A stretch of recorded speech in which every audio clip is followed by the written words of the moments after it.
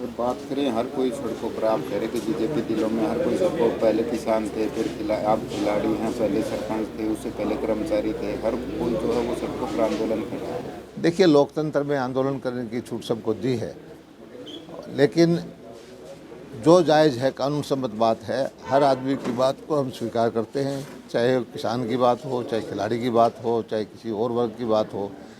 हमने हमेशा जो है लोकतांत्रिक व्यवस्थाओं में विश्वास रखते हुए लोगों की सेवा करने का बीड़ा उठा रखा है।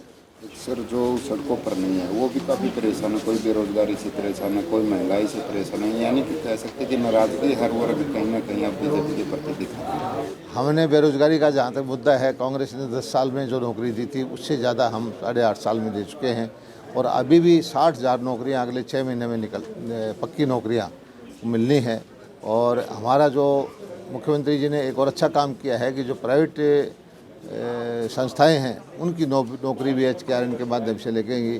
हरियाणा के अंदर जो एक व्यवस्था बना करके कानून कायदे से और मेरिट के आधार पर जो नौकरी देने की व्यवस्था की है, इससे लोगों में बहुत खुशी है। सर बात करें खरीद की, तो अब तक कितनी सरसों की और गेहूं की खरीद हो चुकी है और किसानों को पेमेंट उसकी इसके एवज में कितनी हुई है?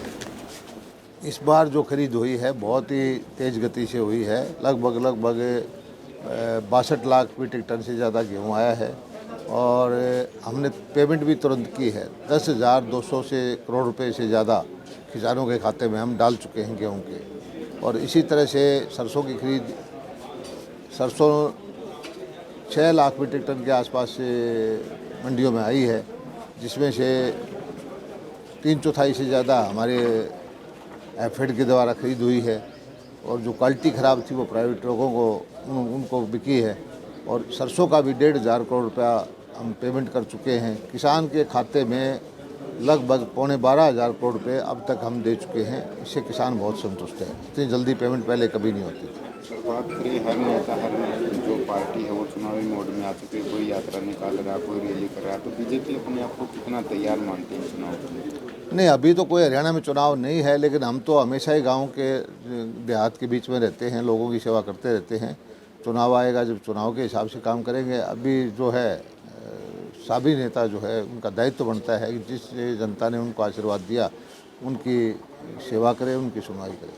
इंटरनल सर्वे भी हर पार्टी करवा रही है सर, उसके आधार पर कांग्रेस कह रहे हैं कि हरियाणा में तो इस बार जो है कांग्रेस की सरकार बनेगी। आपने भी सर्वे करवा होगा, बीजेपी कहा पाती है सर्वे के आधार पर? ऐसा है, बीजेपी लोगों के दिलों में है, गरीब आदमी के लोग के दिल में है, किसान के दिल में है। और कांग्रेस अगर अपनी मर्जी के सर्वे करवा के खुश रहना चाहती है तो वो रहे, लेकिन कांग्रेस को हरियाणा की जनता स्वीकार नहीं कर रही, और कांग्रेस को कांग्रेसी नेता ही नहीं स्वीकार करते। हुड्डा साहब की जब से नेतृत्व आया है तो ना शैलजा जी उनके साथ दे रही है, ना किरण दे रही है, ना वो यादव जी दे रहे हैं, और वो एक गुट का प्रभुत्व है और बाकी लोग उनका साथ नहीं दे रहे।